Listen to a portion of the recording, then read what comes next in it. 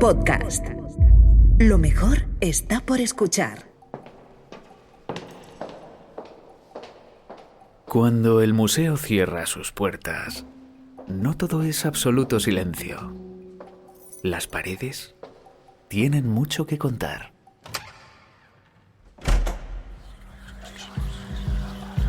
Museo Nacional Thyssen-Bornemisza presenta Las paredes hablan.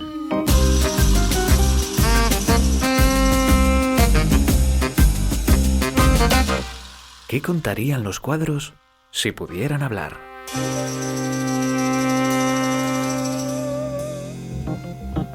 Episodio 3. Colonialismo y raza.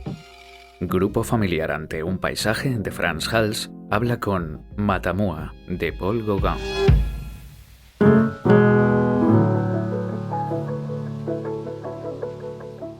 Cuando algunas personas oyen hablar de colonialismo, creen que es un concepto que quedó atrás, algo que hemos superado como sociedad durante el último siglo. Pero la realidad es que sigue presente en nuestras vidas y especialmente en las vidas de aquellos pueblos que fueron invadidos por los colonizadores. Unas comunidades cuya cultura, costumbres y tradiciones fueron extirpadas y negadas en favor de la supuesta superioridad moral que creían tener los colonos. El proceso de reparación para esos pueblos continúa hasta nuestros días y todavía hay quien niega esa responsabilidad que los descendientes de los colonos tienen con ellos. La diversidad debería ser la bandera de nuestro tiempo. Su enriquecimiento a todas las sociedades del mundo es la clave del progreso. Pero mientras existan colectivos que se nieguen a reconocerlo, las personas racializadas y originarias de pueblos oprimidos y colonizados seguirán en lucha por sus derechos. Como recordamos en cada episodio, el arte es un reflejo de la vida. Por eso queremos mirar atrás para descubrir el efecto del colonialismo sobre el arte y la cultura y su evolución en los últimos siglos. Para ahondar en este tema contamos con la activista y artista Daniela Ortiz. Los efectos coloniales en el arte los podemos ver en la larga historia de domesticación y control de los lenguajes creativos, de los lenguajes artísticos, de las estéticas, de los colores y las formas, para precisamente hacerlos funcionales a las narrativas que sostengan el orden colonial. Es así como museos como el Museo de América, fundado durante la dictadura franquista, nos presentan, por ejemplo, las pinturas de castas como meras pinturas del mestizaje, cuando en realidad lo que representan esas pinturas es el orden colonial racializado impuesto mediante la violencia, es decir, el racismo estructural impuesto mediante la violencia en el contexto de Abya Latinoamérica. Ese tipo de museos etnográficos y antropológicos históricamente nos han presentado, por ejemplo, cuerpos de personas del sur global como meros objetos, contribuyendo así a la deshumanización de esos pueblos. En ese tipo de espacios institucionales ha sido una práctica común también presentar todos aquellos objetos saqueados mediante la violencia colonial de los pueblos del sur global como meros trofeos de guerra a los que además se les ha venido imponiendo narrativas que sean funcionales a la continuidad colonial. En estos momentos en donde se habla de la descolonización de los museos y del supuesto intento de descolonizar esas instituciones con ciertos gestos de restitución de algunos objetos saqueados en el siglo XIX y el siglo XVIII o con alguna charla o algún evento, es importantísimo tener en cuenta que la industria cultural profundamente capitalista tiene también una posibilidad y el poder de cooptar y despolitizar ciertas epistemologías y ciertas estéticas como pueden ser las decoloniales. Esto donde lo hemos visto, por ejemplo, en la Bienal de Venecia, que se nos presentaba como una Bienal decolonial, pero que a la vez ese aparato cultural permitía con total impunidad la participación del Estado colonial de Israel y del pabellón estadounidense, a pesar de estar imponiendo un genocidio colonial contra el pueblo palestino. Este tipo de situaciones también lo podemos ver en el contexto español, donde las epistemologías decoloniales han entrado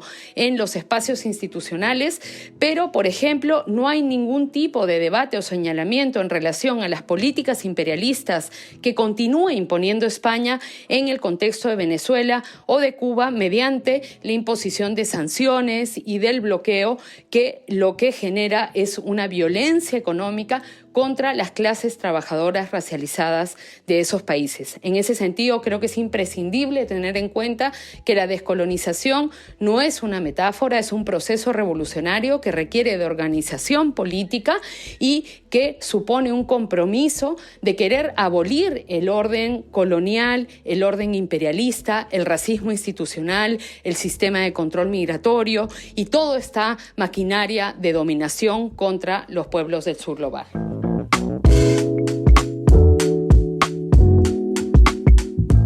Seguimos hablando del impacto del colonialismo junto a los protagonistas de dos cuadros que lo representan de maneras diferentes, separados en el tiempo y en el espacio. Son Matamua, de Paul Gauguin, y Grupo familiar ante un paisaje, de Frans Hals. Conectamos directamente con el Tahití del siglo XIX para saludar a la muchacha descansando que aparece en el primer plano de Matamua. Hola, muchacha tahitiana. ¿Qué tal en ese lugar tan paradisíaco? Hola, Elia. Pues estábamos la mar de bien hasta que llegó el francés este, que no nos deja en paz y ya no sabemos cómo decírselo. Vaya, espero que podáis estar un poquito más tranquilas. Y cuidado con el sol, que es muy traicionero. Y volvemos a Europa para descubrir cómo era una estampa familiar en la Holanda del siglo XVII. Aunque bueno, familiar tampoco es esta escena en pleno campo. Saludamos al niño en segundo plano que nos mira muy fijamente.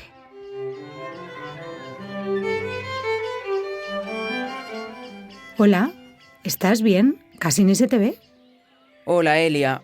Bueno, desde que llegué aquí como regalo a la señora, no estoy nada bien.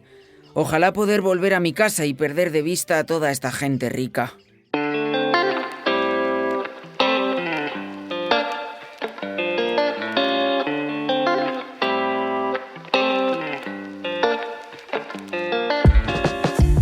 Y para seguir descubriendo el impacto del colonialismo y el componente racial en el arte, contamos con Juan Ángel López, conservador y responsable de contenidos del Museo Nacional Thyssen-Bornemisza. Bienvenido, Juan Ángel. Muchas gracias. Para empezar, me gustaría que, teniendo como tenemos las obras delante, nos hicieras una breve descripción de lo que vemos en cada una de ellas, un poco para ponernos en situación. Bueno, las dos obras representan paisajes con figuras y pertenecen a siglos distintos. La primera, la de Frans Hals, pertenece al siglo XVII y lo que vemos en primer lugar es una familia de 4 miembros y al lado de ella, o entremezclado con ella, hay un personaje afrodescendiente y también un perro.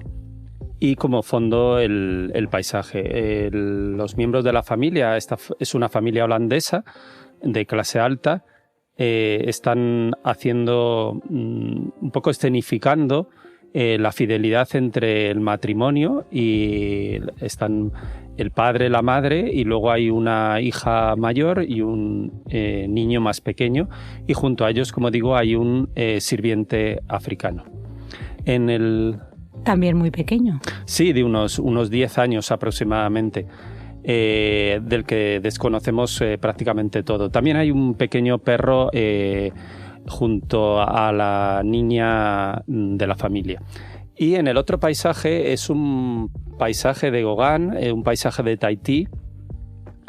Bueno, no he dicho que el anterior lo que representa es el paisaje de Haarlem, el paisaje típico de dunas de holandés.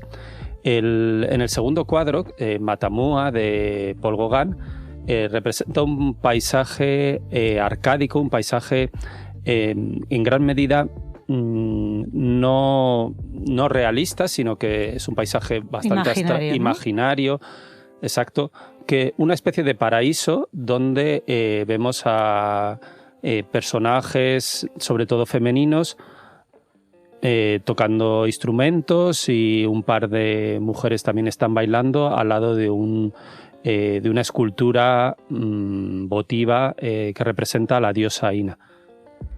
Y bueno, es un poco una visión, como digo, arcádica o paradisíaca de lo que era Tahití en esa época. Estamos en dos momentos históricos diferentes, ¿no? ¿Qué momento histórico retrata cada uno de esos cuadros con respecto a su contexto? Pues el primero, el de Frans Hals, como he dicho, es del siglo XVII, está pintado entre 1645 y 1648 y representa un poco el momento de mayor auge comercial y bueno, también de poderío naval de los Países Bajos en el siglo XVII, en la edad de oro de los Países Bajos. También representa un momento en el que Holanda o los Países Bajos tenían dos compañías que se dedicaban al comercio internacional, la compañía holandesa de las Indias Occidentales y de las Indias Orientales. Eran compañías que tenían barcos de guerra, barcos que utilizaban también para el traslado, el comercio de materias primas y también para la trata transatlántica, para llevar personas esclavizadas desde África a América, sobre todo al Caribe. Es un poco en ese contexto, en el que las compañías holandesas, sobre todo de ciudades como, bueno, con burgueses, importantes comerciantes en ciudades como Ámsterdam, van a tomar el control de muchas de las rutas comerciales que en el siglo XVI estaban en manos sobre todo de Portugal. Y van a cambiar también su política de derechos respecto a las personas. En Holanda o en los Países Bajos no se permitía la esclavitud, pero después de darse cuenta del dominio mercantil que tenían potencias como Portugal, decidieron que sí que se permitía la esclavitud en las colonias, en los territorios que poseían los Países Bajos fuera del territorio europeo. En el caso de la pintura de Gauguin, estamos en 1892, es un momento muy importante de la pugna colonial entre las potencias europeas a finales del siglo XIX.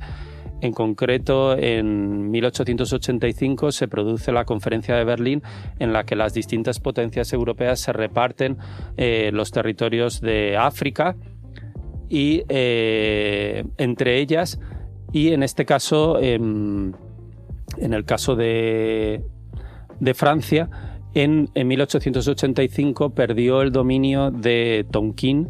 El Vietnam del Norte tuvo que retirarse. Eso supuso un descrédito de las tropas francesas y se celebró en el año 89, un poquito antes de pintar esta obra, se celebró la Exposición Universal de 1889, que estaba concebida en gran medida con un sentido colonial, de impulsar la carrera colonial francesa.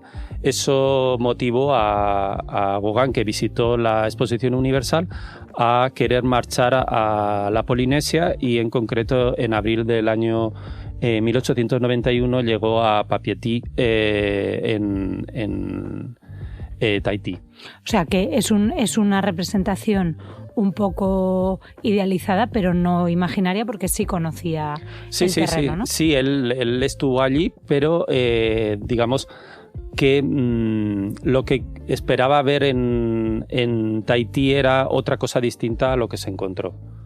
Entonces eso hizo que él hiciese una representación, como decimos, imaginaria, de cómo él imaginaba o cómo los viajeros europeos imaginaban que había sido Tahití en el pasado, en su momento de mayor esplendor. Es como esto de no dejes que la realidad te estropee una buena noticia, ¿no? Exacto, sí, un poco es eso. También es cierto que Gauguin,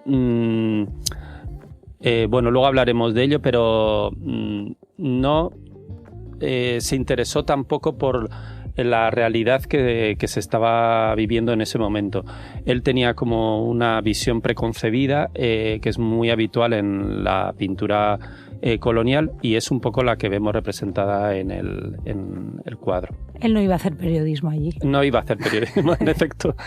Con respecto al colonialismo y a cómo el arte ha sido capaz de reflejarlo de diferente manera en ambos casos, nos fijamos un poco en los protagonistas en los que queremos poner hoy el foco, que son esas dos niñas de Matamua frente al niño de grupo familiar ante un paisaje, y cómo era la vida de esas personas previsiblemente a las que representaron estos artistas.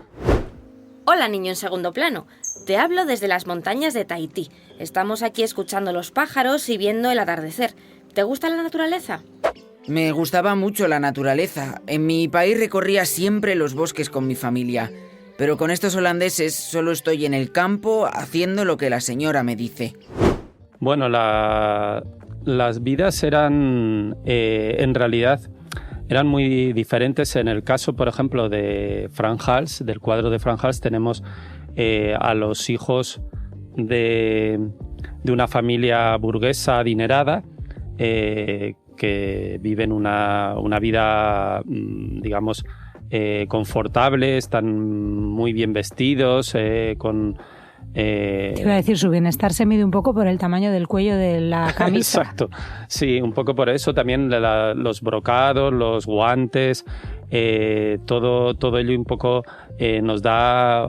nos enseña el estatus social que tienen estos niños y esta familia, y frente a ellos vemos al sirviente africano que está en otra situación y que está vestido de una manera bastante más modesta, con un traje bueno, pues mucho más sencillo, de tela más simple y no de rasos y de sedas como en el caso de los otros miembros de la familia. En el caso de este niño, que es un poco el que últimamente ha centrado más en nuestra atención, antes había lo interesante un poco de este cuadro es que antes había pasado casi desapercibido. Está un poco en penumbra, todo el protagonismo del cuadro iba hacia esos 4 personajes de la familia holandesa, y de la que tampoco conocíamos la identidad, pero el niño africano o afrodescendiente en penumbra un poco había quedado, como digo, en segundo término y eclipsado. Pero es el que nos mira con mayor determinación. Está prácticamente en el centro de la composición y nos mira muy fijamente, interpelándonos un poco qué hace él en Haarlem a mediados del siglo XVII. Y lo que hace, es que él había sido esclavizado y trasladado desde África hasta Brasil, hasta Nueva Holanda, y de allá trasladado de nuevo a Haarlem para servir de sirviente, para trabajar como sirviente en una familia adinerada. Con 10 años. Con 10 años, exactamente. Si quieres, luego profundizamos más un poco en lo que sabemos sobre la familia y los detalles, pero bueno, nos podemos imaginar que es un niño que ha sido apresado en África por parte de mafias de tribus africanas que se dedicaban al comercio de personas. Ha sido vendido a las autoridades holandesas y trasladado en unos barcos en los que iba la gente totalmente apiñada, de rodillas, durante días y días hasta llegar a... Esposados muchas veces, ¿no? Esposados, sí, en efecto. Muchos con una mortandad bastante grande, hasta llegar a América, al Caribe normalmente, a las colonias holandesas, en este caso del Caribe, y de Brasil. Parece ser que él llegó a Brasil y luego de allá trasladado también en barco a Haarlem, en este caso junto con el personaje protagonista del cuadro, para servir un poco como regalo a la familia y para servir como símbolo de estatus y acompañamiento para la mujer del hombre representado. Y en el caso de las chicas de Matamua, ¿cuál es esa representación que vemos de estas figuras? Perdona que te pregunte esto. Te he llamado niño en segundo plano, ¿pero eres un niño o una niña? En algunos lugares dicen que soy niño y en otros niña. Han pasado siglos y como nadie se fijó en mí por el color de mi piel, no está claro. Bueno, en el caso del cuadro de Gauguin vemos dos grupos de figuras femeninas. Sorprendentemente no hay ninguna figura masculina, tampoco es extraño. Ahora diré un poco por qué. Y tenemos en un primer plano hay dos figuras vestidas con vestidos blancos, con vestidos muy sencillos blancos. Una está tocando una flauta de madera y otra está escuchando, y en la parte posterior, en el fondo, vemos a tres figuras en torno a un ídolo, el ídolo de la diosa Ina, la diosa de la luna, que están con movimientos de baile. En ambos casos se trata de representaciones fantásticas, idealizadas. Posiblemente Gauguin sí que tuvo ocasión de ver algunas actuaciones o algunas representaciones de música en Tahití, pero por ejemplo sabemos que la diosa Ina no existía como tal, es una invención que él hace porque no existían vestigios escultóricos, sobre todo de ese tamaño, en Tahití en esa época. Entonces él hace una recreación y se inventa unas figuras que están bailando. Y se inventa una vida en realidad de esas mujeres, ¿no? Exacto. Lo que es un poco sorprendente también en este segundo cuadro, que podemos un poco contraponer, porque vemos en el cuadro de Franjal vemos un sirviente masculino prácticamente invisible, y en este caso vemos unas mujeres que responden al estereotipo occidental. ¿Por qué digo al estereotipo? Porque por la documentación que existe de Tahití en la época en la que llegó Gauguin, en 1891, sabemos que primero las mujeres no vestían normalmente de esta manera. Había mujeres que tenían una importancia en la sociedad de Tahití muy destacada, sobre todo en las personas miembros de la familia Ari, y vestían con ropas que eran que hibridaban elementos autóctonos con elementos llegados desde el extranjero. Hay que recordar que la presencia extranjera es de mediados del siglo XVIII, y esto estamos hablando a finales del siglo XIX. Y luego también Gauguin aquí representa a las mujeres en una actitud pasiva, como digamos están con una vida contemplativa ahí tocando la flauta. Sí, también son rezando, como ídolos un poco de esta vida del amor y de la sensualidad, un poco de las sensaciones, la música, el baile, etcétera, la vegetación muy exuberante. Pero como digo, lo que sabemos es que estas mujeres algunas de las mujeres gobernantes de las principales tribus o clanes que había en Tahití tenían una gran poder, y todavía las autoridades coloniales francesas muchas veces reclamaban su ayuda para gobernar en la isla. O sea que lo que él está representando... Que eran influyentes eran muy influyentes en su entorno. Y lo que hace aquí un poco Gauguin es proyectar esta imagen que va a ser muy frecuente a finales del siglo XIX y comienzos del XX en la vanguardia y en la pintura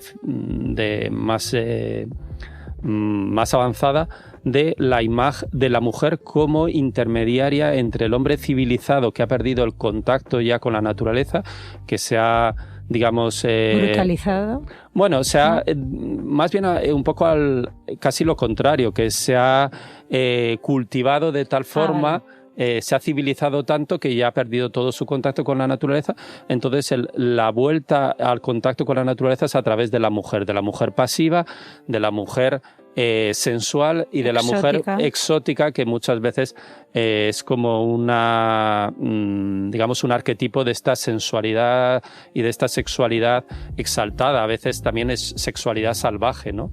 Que ya no, tampoco las mujeres occidentales tampoco la están simbolizando. Y ese estereotipo de reflejar a las mujeres de esa manera era algo habitual en la Europa entonces de ese momento. Sí, es bastante habitual, la encontramos tanto en Gauguin como también en Picasso, un poco su manera de representar el sexo femenino es un poco en ese sentido, y la encontramos en pintores de vanguardia de comienzos de siglo, como puedan ser los expresionistas alemanes. En nuestra colección, por ejemplo, en cuadros de Pestein, de Kirchner, de Otto Müller, etcétera, lo vemos claramente representado. Sin embargo, si vamos a la otra obra, ¿cuál es el uso del color de la piel que vemos que hace Frans Hals en la otra obra, en contraposición a esta primera, a Matamua, en la que vemos efectivamente a mujeres a las que se identifica, en las que se ve su figura, con una piel clara dentro del contexto? Sin embargo, si nos vamos a la otra, como decíamos antes, es prácticamente una figura invisible. No puedo más con la señora. Ahora se ha puesto un ungüento que apesta para tener la piel más blanca. Creo que me estoy mareando. ¿Más blanca? ¿Es eso lo que quieren ser las mujeres europeas? Aquí tenemos otra vez a nuestro visitante francés pintándonos y guiñándonos el ojo.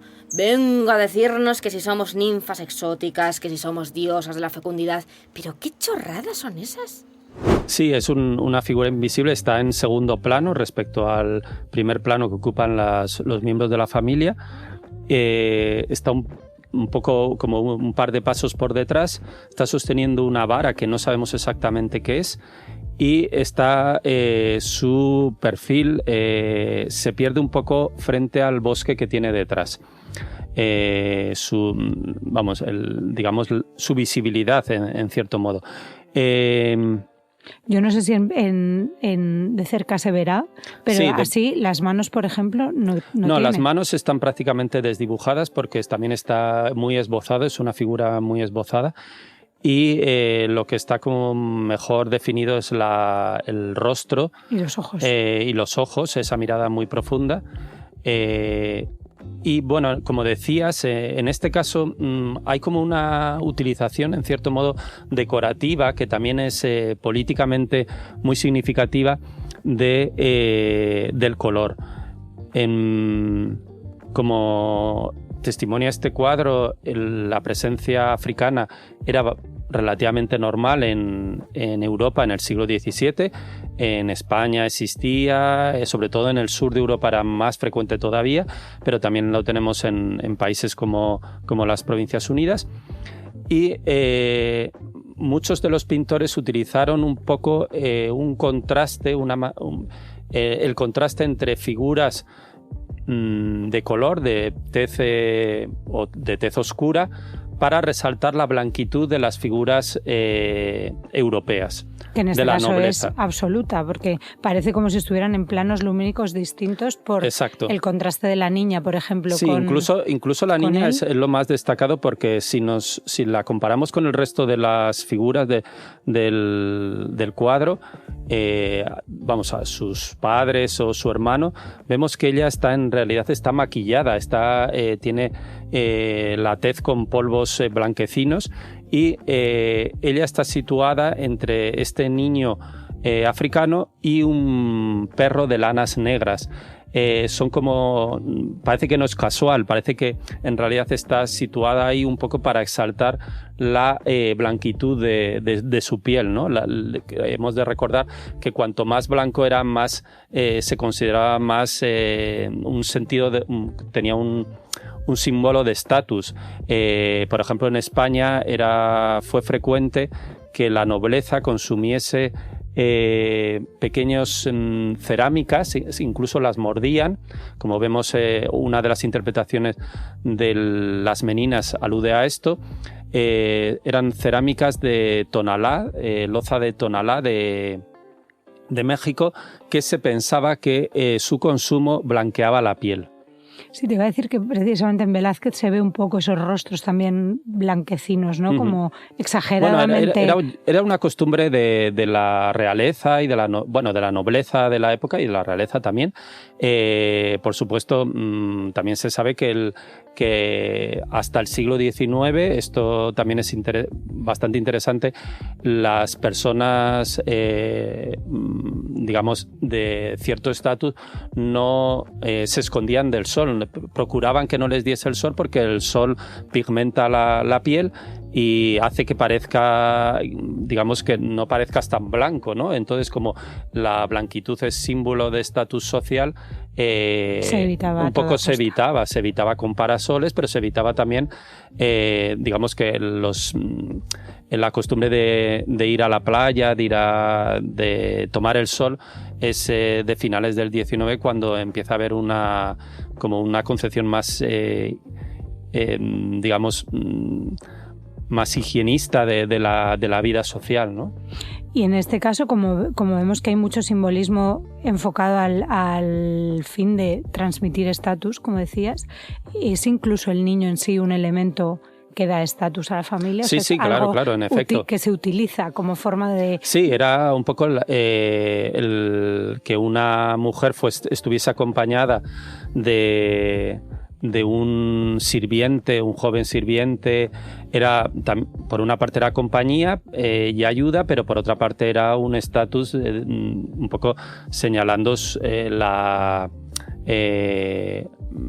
posición social que tenía esta mujer dentro de la sociedad, ¿no? Era como un elemento que la singularizaba, ¿no? Que la singularizaba respecto a los demás. Bueno, si quieres os cuento un poco, te cuento el caso de la familia que está representada en el cuadro de Frans Hals, porque ha sido muy interesante. Es un cuadro, una obra maestra del museo, que fue adquirido en 1935 en Nueva York. Pertenecía a un banquero, un gran banquero americano que se llamaba Otto Kahn, y fue comprado por el primer barón, luego llevado a Lugano, a Villa Favorita, y en el año 92 vino al museo. Y este cuadro ha estado durante 100 años, no se ha sabido, nunca se ha sabido en realidad a quién representaba. Era una pena. ¿Quiénes eran, no? ¿Quiénes eran la familia representada? Se suponía que tenía alguna relación con el comercio transatlántico, pero no se sabía exactamente. Y ha sido hace un par de años que unas dos investigadoras, Ineke Mock y Dineke Stam, dos investigadoras de Haarlem, haciendo un estudio de las fincas que había en el siglo XVII en Haarlem y de la representación de burgueses por parte de artistas como Frans Hals, han podido averiguar que en realidad el personaje representado aquí era Jacob Rijhaver. Jacob Rijhaver fue el director general del castillo El Mina en Ghana, en África, y durante dos mandatos que tuvo en 1641-45 y 1651-56, se dedicó a comprar personas esclavizadas, meterlas en barcos y mandarlas a América, tanto a Brasil, en principio a la Nueva Holanda, como a otras colonias del Caribe. ¿Por qué? Pues porque estos personas esclavizadas africanos servían sobre todo para trabajar en las plantaciones de caña de azúcar. Hay que tener en cuenta que a finales del siglo XVI y comienzos del siglo XVII, el azúcar se convierte en uno de los productos más demandados por las clases pudientes europeas para otorgar mejor sabor a la comida. Y este azúcar se va a producir sobre todo en el Caribe con mano de obra esclavizada, y el azúcar va a revertir al final en Ámsterdam y en otros grandes puertos europeos. O sea que podemos deducir que este no es ni el primero ni la última persona esclavizada que estuvo cerca de este señor. No, desde luego, no. Posiblemente se sabe que él viajó en el año 1645, desde Ghana hasta Brasil, que tenía una plantación de caña de azúcar, además de ser director general en Ghana, tenía una plantación de caña de azúcar en Brasil, en el este de Brasil, y de allá viajó a Haarlem, que es en ese recorrido triangular donde posiblemente los dos viajaron a Haarlem, y como resultado vemos este cuadro.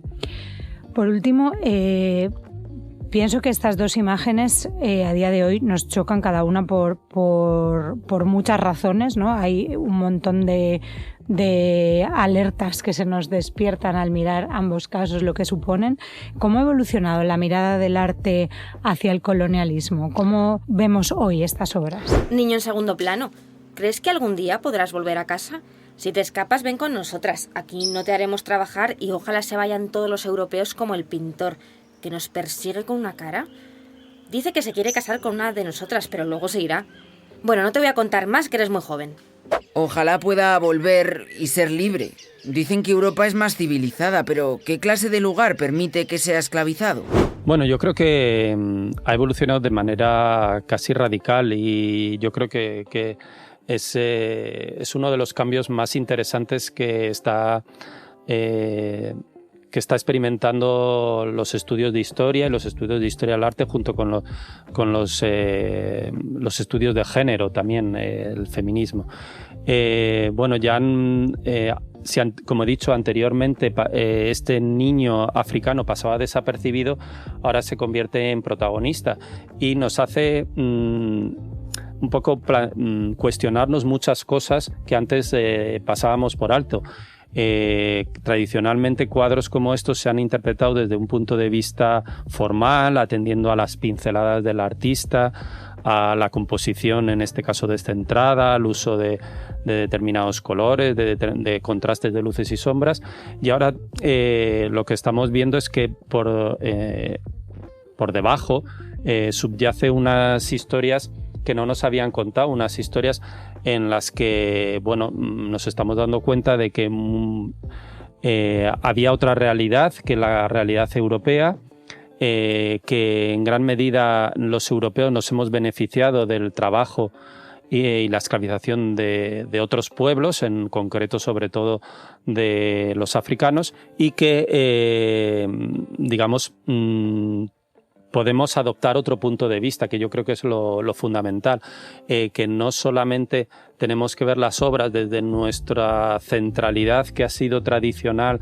de la cultura europea, como el lugar cero del mundo, lo que se suele llamar como el punto cero epistemológico, diciendo que nuestra cultura es la universal, es la que todo el mundo debe abrazar y debe seguir, sino que hay otras culturas y otras historias que también merecen ser sacadas a la luz, y es muy importante sobre todo que reconozcamos que gran parte de nuestro bienestar y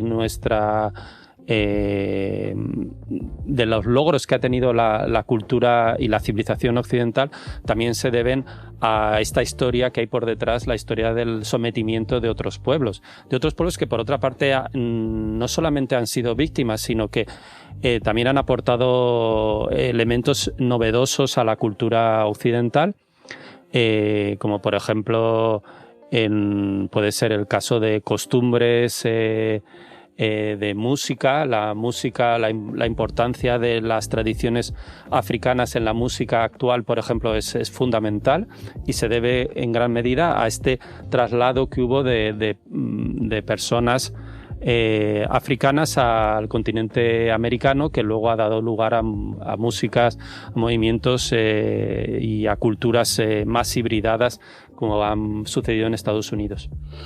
Pues Juan Ángel López, conservador y responsable de contenidos del Museo Nacional Thyssen-Bornemisza, muchísimas gracias por hacernos ver estos cuadros de otra manera, y me quedo con la reflexión de qué pintaría ese niño y qué dibujaría él si le diéramos la ocasión. Pues sí, exactamente. A veces tenemos, muchas gracias a vosotros, a vosotras, y a veces tenemos que pensar un poco, que mirar desde otro punto de vista, empezar a pensar que hay otras realidades, y que también que la diversidad que a veces nos muestran las obras de arte es testimonio de esa mezcla que ha habido a lo largo de la historia de culturas, de civilizaciones, y que eso ha enriquecido tanto a la cultura occidental como nuestro conocimiento y nuestra vida actual.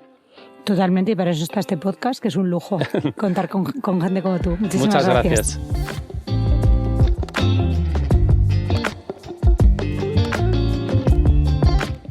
La terrible historia que envuelve el colonialismo se desarrolló alrededor de todo nuestro planeta, y lo hemos podido comprobar a través de los dos protagonistas de nuestras obras, que, alejados por océanos de distancia y tiempo, nos han ayudado a componer un relato muchas veces silenciado. Nos despedimos por hoy, no sin antes decirles adiós. Adiós, muchacha tahitiana. Un abrazo muy fuerte, niño en segundo plano. Hasta siempre, Elia. Te esperamos en Tahití. Adiós, Elia.